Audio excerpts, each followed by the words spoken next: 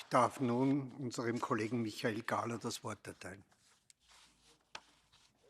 Dear colleagues, our support for Israel as a functioning, vibrant democracy in the Middle East is to a large extent dependent on this very fact that it remains a functioning democracy where the separation of powers between the executive, the parliament and the courts prevails. The legislation that is currently passing the Knesset seeks, among other issues, to enable the Knesset to overrule Supreme Court decisions. Such legislation must be a no-go in a functioning democracy. But there is hope and protest. Israeli President Yitzhak Herzog last Thursday said that the government should abandon proposed legislation to overhaul the country's judiciary in favor of a model with broad national support. I also put my trust in Israel's vibrant civil society. Hundreds of thousands of citizens are demonstrating every day against this onslaught on a liberal democracy, and they will not let it happen. Israel, with its founding legacy, must remain on moral high ground. The Prime Minister has to guarantee that hate speech against political opponents and extremist positions expressed by cabinet ministers do not further encourage a circle of violence, such as the radical settlers attacking Palestinians in Hawara. He is also responsible not to implement those parts of the coalition agreement where the signatories claim, quote, Israel has a natural right over all of the land, and a fundamental purpose of the new government will be to promote Israel's sovereignty over the West Bank, unquote. We want to defend Israel's legitimate right to exist as the Jewish state, but we cannot defend what is illegitimate. Thank you. Danke. Unser nächster Sprecher ist Herr Pedro Marques.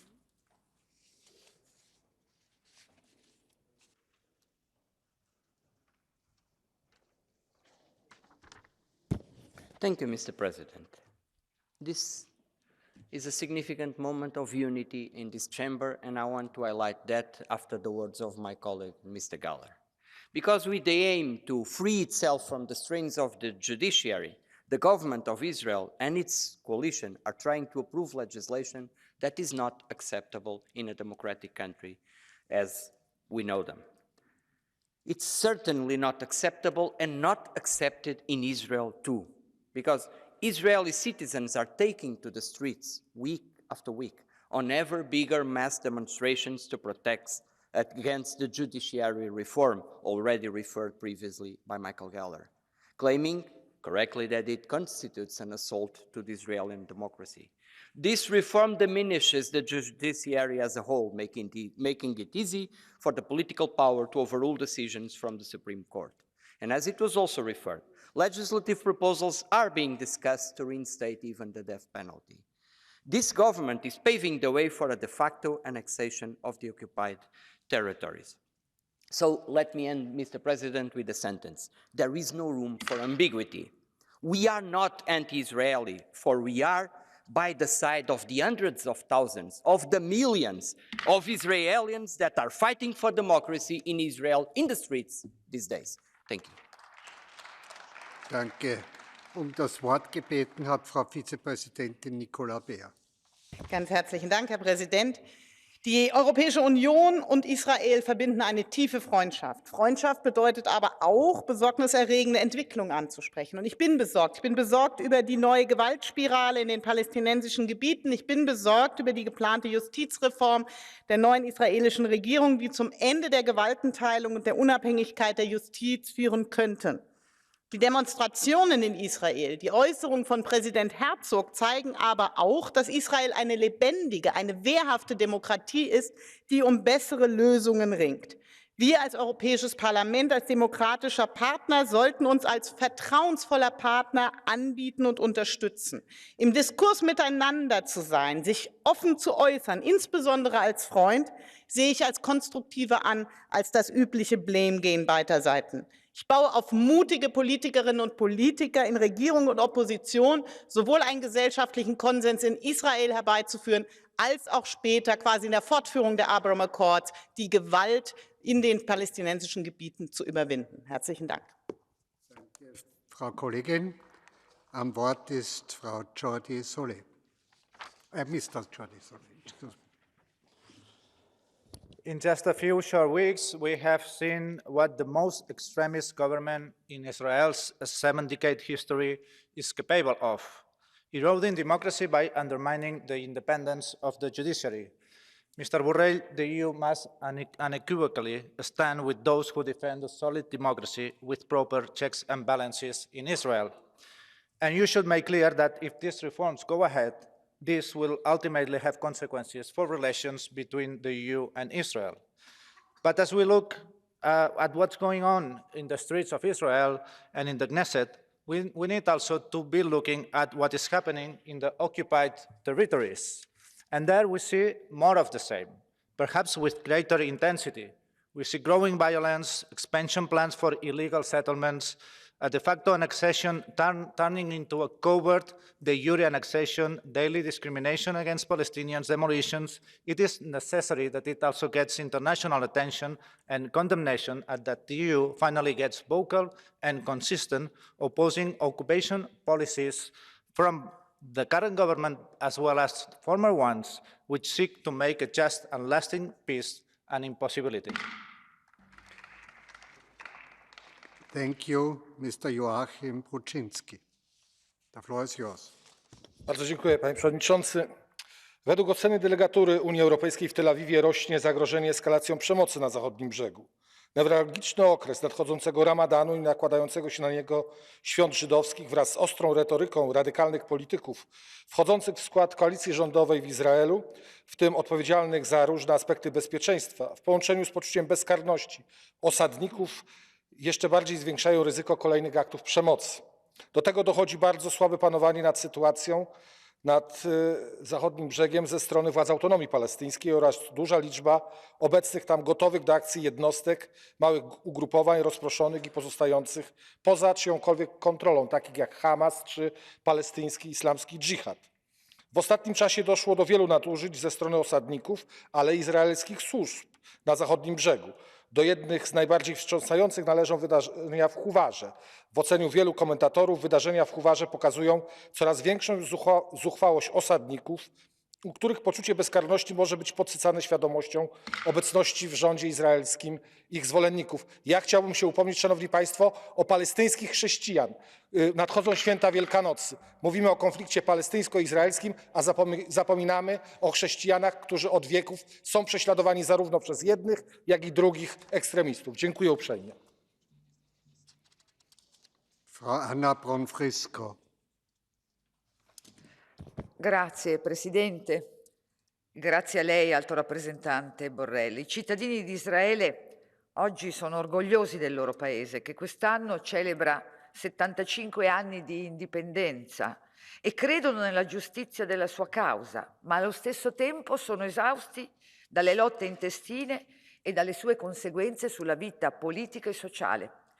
Queste sono parole del presidente Herzog e lo ringraziamo per questo monito valido per tutte le democrazie liberali e anche per aver celebrato con noi la giornata della memoria. Israele conosce i pericoli derivanti dal virus della polarizzazione politica, un virus che può erodere la fiducia dei cittadini nelle istituzioni e arrivare a paralizzare la nazione. Ma è importante ribadire che Israele è un faro di democrazia. È uno Stato speciale per come è costruito e per come opera. È uno Stato innovativo per natura. È desideroso di contribuire allo sviluppo del genere umano, nonostante si trovi collocati nell'area più difficile del mondo. Intorno a sé ha nemici, intolleranza, disprezzo, terrorismo e stati caratterizzati da una minore volontà di sviluppo e di democrazia. Ma Israele si sa difendere da tutto ciò. I will now switch to English, and given the importance of our debate today, I would like to conclude with a quotation from Chaim Weizmann, the first president of Israel. The future of the state of Israel rests on three foundations: fraternal love, an effort to build, and peace to all, near and far. Thank you so much. Grazie. Frau Martina Michels. The floor is yours. Herr Borrell, Herr Präsident, Kolleginnen und Kollegen! Israels Regierungskoalition mit rechtsextremen Parteien ist dabei, die demokratische Verfasstheit des Landes niederzureißen. Und dabei geht es nicht nur um das Justizreformpaket, das selbst der Staatspräsident Herzog als bedrückend und schädlich für die Demokratie bezeichnet und gegen das Tausende seit Wochen auf die Straße gehen. Es geht auch um die Einführung der Todesstrafe, um die Übertragung von Zuständigkeiten für die besetzten Gebiete auf das neue Büro für Siedlungstätigkeiten im besetzten Westjordanland. Es geht um eine inzwischen ungezügelte Siedlungspolitik und die Beschleunigung Annexionstendenzen. Und das sind mitnichten interne Angelegenheiten. Diese Politik ist auch keine Entschuldigung für Terroranschläge.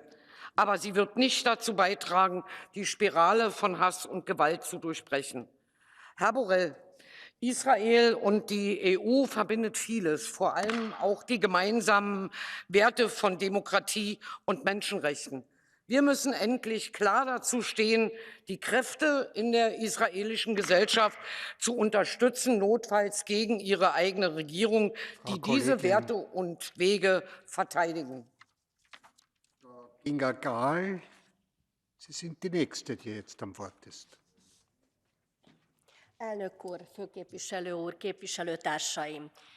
Izrael egy stabil, demokratikusan megválasztott kormánnyal rendelkezik, amellyel szembeni támadások most ismét azt bizonyítják, hogy a baloldali erők képtelenek elfogadni, ha egy választáson nekik nem tetsző eredmény születik. A baloldal ugyanúgy választások miatt politikai alapon támadja most Izraelt, ahogy Magyarországot is teszi. Ideje lenne, hogy végre tiszteletben tartsák a választók többségének akaratát és a demokratikus választások végeredményét. Az Ábrahám megállapodások megkötése hosszú évtizedek után a tartós béke záloga lehet Izrael és az arab országok között. Az izraeli kormányfő elismerést érdemel a közel-keleti térség stabilitásáért tett erőfeszítéséért. Ez Európa biztonsága szempontjából is kulcsfontosságú, ennek hiánya ugyanis a terrorfenyegetettség és az illegális migrációs hullámok erősödését eredményezi. Európának elemi érdeke, hogy támogassa a közel-keleti békefolyamatot. Izrael önvédelemhez való jogát tiszteletben kell tartani. Elítélendő minden izraeli állampolgárral szemben elkövetett terrortámadás. Megbékélés kell végre. Danke. Our next speaker is Mr. Antonio López. Muchas gracias, presidente. Miles de personas se demuestran pacíficamente en Israel defendiendo el Estado de Derecho. Mismo esto ha ocurrido hace poco en España también, por maniobras de mi gobierno, ¿no? En cuestiones judiciales. Pues lo que demuestra es que es un país democrático como cualquiera aquí. Pero las reformas judiciales propuestas en Israel están pasando ahora mismo por un intenso proceso legislativo y político, un proceso que aún desconocemos. Creo que perdemos cierta credibilidad como, señor Borrell, como actores estratégicos si nos apresuramos a debatir una ley en proceso de creación en un país democrático, no como los que le rodean, de los que hablamos poco muchas veces. Por supuesto, comparto las preocupaciones sobre estas reformas propuestas tal y como están ahora. Es más, no las comparto. Pero debemos recordar que una de las ventajas de la democracia, por si alguno se ha olvidado, es la negociación y la participación de distintos actores en los procesos legislativos. Debemos confiar en el sistema democrático israelí, que reflejará la voluntad de los votantes y también de las diversas opiniones sobre este asunto tan sensible como es el Estado de Derecho. Los ciudadanos, los políticos y la sociedad israelí, y lo ha mencionado el señor Borrell y lo han mencionado otros, el presidente de Israel, el presidente Herzog, van a intervenir en este proceso, lógicamente. A diferencia de otros países, Israel goza de una excelente salud democrática. Solo en el caso de que sus mecanismos de pesos y contrapesos fallen, tendremos la autoridad y, por supuesto, el momento para criticar lo que allí se decida. Muchas gracias. Mr. Lopez, do you accept the blue card from? Yes. Ms. Miranda.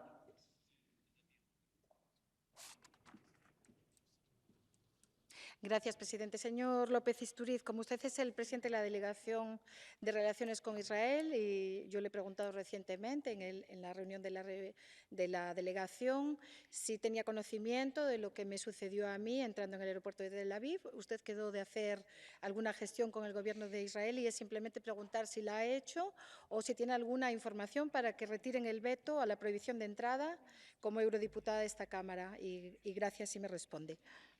Sí, efectivamente se ha contactado, estoy sobre todo con el gabinete de la presidenta, que como saben ustedes, y se lo ha dicho, se lo han comentado, están siguiendo el caso. Y en el caso particular haré una declaración al respecto en la próxima reunión, me alegro de poder decírselo ahora en público, en la próxima delegación de Israel, que creo que es dentro de 1 o 2 semanas, pero en breve tendrá todo lo que hemos recuperado. Muchas gracias.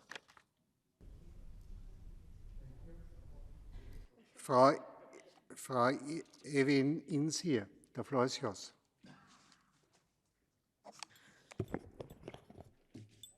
Colleagues, history will judge us not based on our thoughts, but merely on our actions. The Israeli democracy is right now at stake. It is in danger.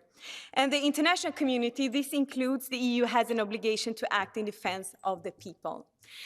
Democracy, rule of law, and human rights, it's not up for negotiations. It's about respect for international law. So to the colleague that was speaking previously, we need to together ensure the respect for international law.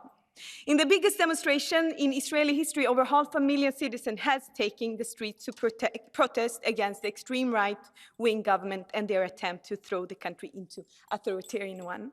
The judicial reforms and the government illiberal policies are perpetrated against the Israeli people as well as the Palestinian people.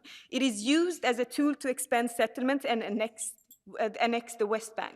For years already, the EU has demanded stop to and compensation for Israeli demolition and confiscation of EU-funded structures and projects. For decades, the EU has demanded an end to the occupation and of the expansion of illegal settlements in Palestine. Enough already. My question to the High Representative and Vice President, Josep Borrell, is what appropriate measures will the Commission take? Thank you. Vielen Dank, Frau Kollegin Insir. Es folgt Herr Kollege Guetta für 1 Minute.